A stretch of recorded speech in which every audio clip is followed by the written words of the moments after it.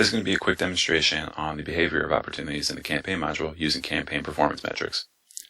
If we scroll down to the campaign performance section, to the left you'll see the predictive metrics like budget cost and revenue cost. I'm using these metrics to personally set my goals for what I want to achieve out of this campaign. To the right we'll see the actual metrics. These metrics represent the progress my campaign has made.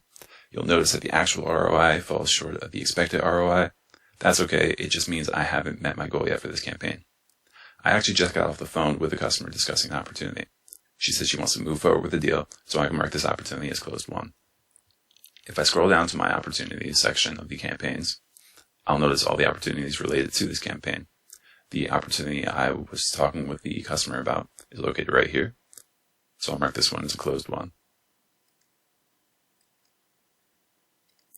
Hit save, scroll back up, and I'll notice the actual ROI not only has increased, but has surpassed the expected ROI.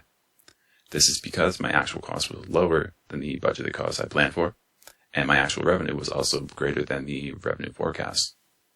So in the end, I can claim that this campaign was successful because not only have I met my expectations, I've exceeded them.